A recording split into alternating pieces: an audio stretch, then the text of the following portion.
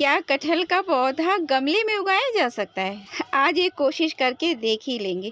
कटहल की सब्ज़ी, कटहल के कबाब, इसकी गुठलियों से जो बनते हैं, मेरी फ़ेवरेट सब्ज़ियों में से एक है।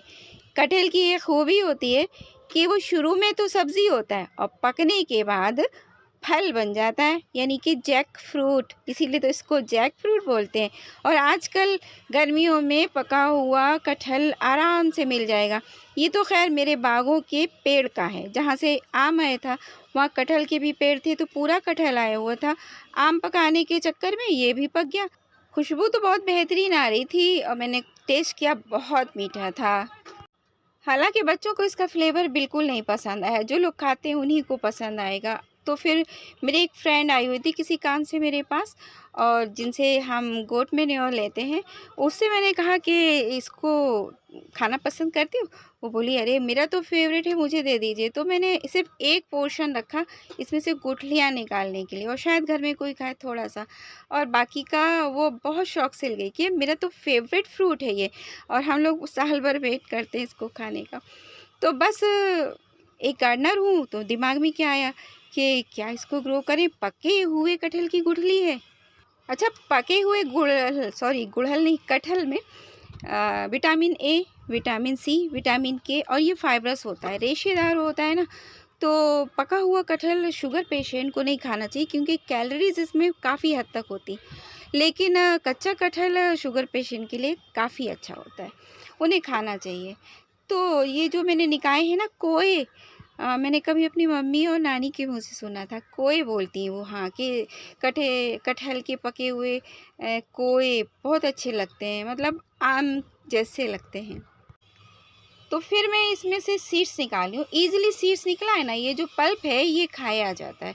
छिलका तो मैं बकरी को वापस ही दे दूँगी, और सीड्स मैं लेकर जाऊँगी टेरेस गार्डन पर और इन्हें ग्रो करूँगी।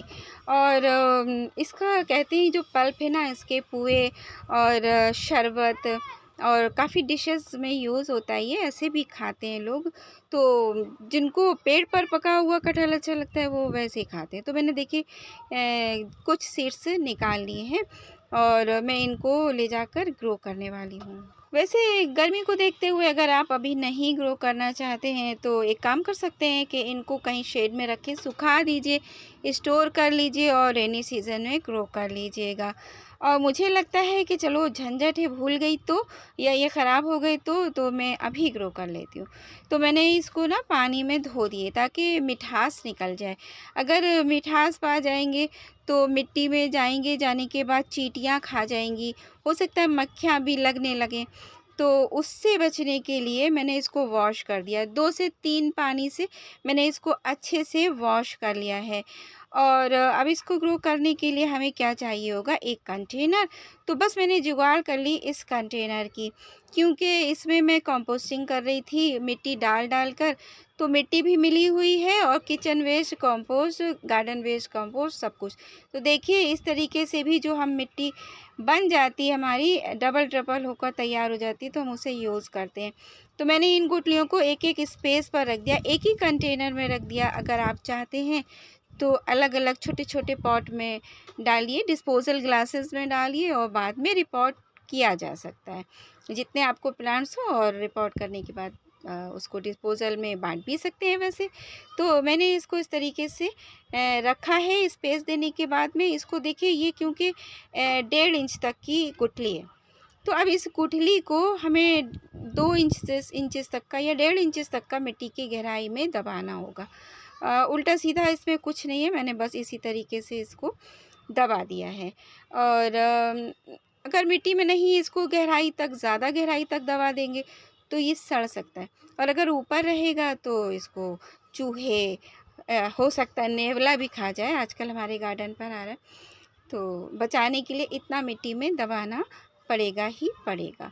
मिट्टी सॉफ्ट थी वैसे तो, लेकिन फिर भी मैंने वाटरिंग इस पे कर दे रही हूँ, और मिट्टी को दबाते हुए अच्छे से कहीं शेड में रख दूँगी, कि बहुत तेज़ धूप भी ना पड़े और बहुत ज़्यादा छाई में भी ना रहे।